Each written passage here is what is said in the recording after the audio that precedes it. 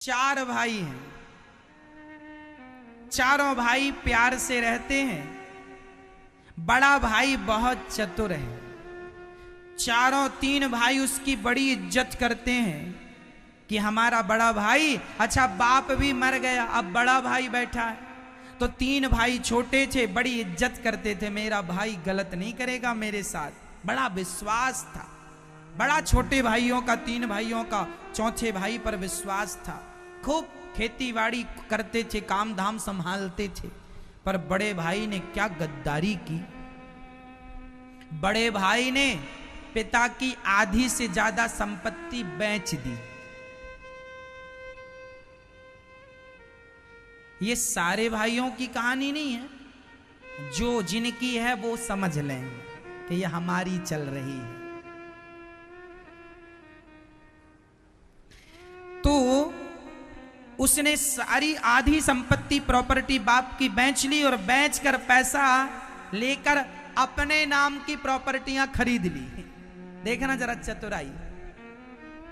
और छोटे भाई को तो लगा कि हमारा भाई हमारे साथ बुरा नहीं करेगा, और जब बेच लिया और पैसे से अपने नाम पे, अपने बच्चों के नाम की प्रॉपर्टियां ले ली, उसके बाद भाइयों का बंटवारा कर दिया।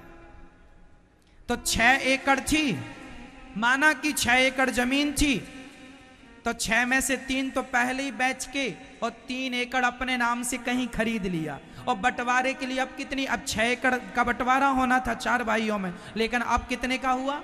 अब 3 का, क्योंकि 3 बची। बड़ा भाई जरा ज्यादा होशियार था, और तीनों ने फिर जो भाई ने दिया उसमें से भी ज्यादा खुद रख लिया, कम कम उनको पकड़ा दिया।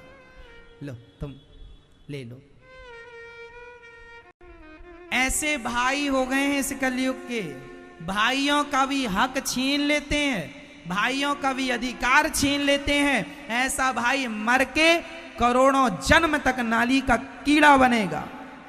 जो अपना भाई का सगा ना हुआ, अपने भाई के साथ तुमने गद्दारी की, क्या तुम्हें विधाता माफ करेंगे? भगवान तुम्हें दिखाएंगे, देखो हमारा भाई भरत और एक तुम गद्दार भाई।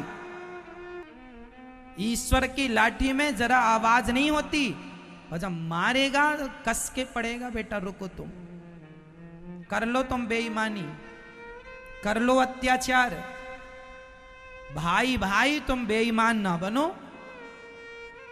बंटवारे के समय ईमानदारी से चलो, ईमानदारी से चलो। किसी के हिस्से में दो, पिता अपनी मर्जी से दे रहा है, 2-4 फीट ज्यादा दे दिया, 2-4 चीजें ज्यादा दे दी, वो पिता की मर्जी, वो दे दिया, उसका अधिकार है। पर भाई भाई का जब बंटवारा हो, तुम दोनों बंटवारा कर रहे हो, तो 50-50 बांटना, बराबर बराबर करना।